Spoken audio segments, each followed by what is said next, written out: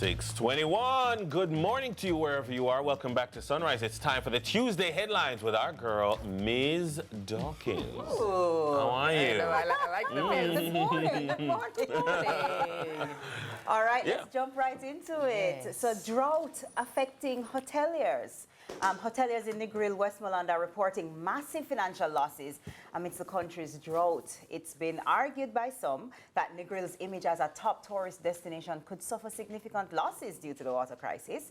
As tourism is a vital pillar of the Jamaican economy, the ongoing severe drought has tremendously disrupted its momentum. Richard Wallace, who's owner of the Boardwalk Village in Negril, says that for decades he's been urging various governments in power to invest in proper infrastructural developments to offset the effects facing these emergencies. He warns that the ongoing issues could tarnish the town's reputation as a tourist destination and pointed out that hoteliers in the town have been forced to spend millions of dollars to secure potable water. Meanwhile, opposition spokesperson for water, Ian Hales, describes the situation as a crisis. So another example of where the drought is wreaking havoc. First it was the farmers, now it's the hoteliers, so another instance of it. So is it, I'm trying to appreciate, and I've been trying to, I didn't hear any interviews, I just, read the story. But what I'm trying to establish is it that it's affecting Negril worse than The rest of the island. Hanover, Montego Bay, Trelawney, St. Anne? They're having more water disruption than they normally do, and it's getting worse and worse. So the periods that they're going without water is longer, and it's affecting a wider area. So yes, So it is in worsening. terms, as business people, what are their contingencies? What are their systems that they're putting in Well, place? they have put in place millions of dollars, like you were saying, worth of like tanks and to truck water and things like that. However, they're saying it's not sustainable. It's something actually on an infrastructural level needs to be done to help with the water supply issue, which But apparently... if there's a drought, then Apparently, there are ways to divert water from one area to another, utilizing whether it's the rivers and other waterways to spread the water. There was a plan that was actually apparently presented and suggested to the government. And so the question now is, will that suggestion be taken, or can we afford for that suggestion to be taken, and things I'm just like trying that. to process, so if it was so easy to be done, why have successive governments not done it? No, I don't know what's easy, Dennis. No, when you hear something, You raise an issue today, but the issue has been an issue for time immemorial, since time immemorial. If it were that simple of a fix, it would have been fixed eons ago. So obviously it requires all heads to come together, make a plan, and it probably requires a massive investment to make an adjustment. And I've seen massive investment in water infrastructure happening over a period of time. Even we've heard it in recent months. So I'm trying to establish if there's something peculiar about the Negril situation, why nothing has been done. We've had water ministers who have been MPs in the parish of Westmoreland, so I would imagine that they would know the issues. We've had a prime minister who is a Westmoreland MP. So I'm just trying to appreciate, if there's something different happening now that has exacerbated the problem. Well, we'll look into it. I don't know if I'd say nothing has been done. I think the issue is how much, as well as in what time frame. But we'll continue to track the story, of course. Indeed.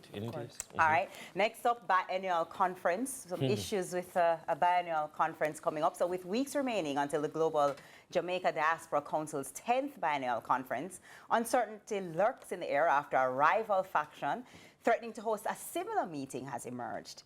The faction is said to have legally registered in the United States to operate under the same name already used by the Jamaican government. The Minister of Foreign Affairs, Camilla Johnson-Smith, has stated that the group is a fringe organization. However, Ambassador and Deputy Permanent Representative of Jamaica, Permanent Representative of Jamaica to the United Nations, Curtis Ward, has labeled that assessment as arrogant.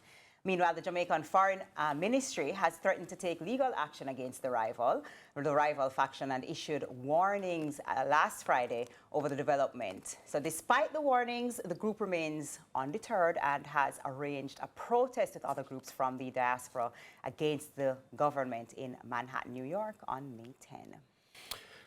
This is so Jamaican. No, honestly. This is so Jamaican. And so the Diaspora Council, or the Jamaican Diaspora Community, which is ideally supposed to be non-partisan, but of course, I mean, that might be just idealistic.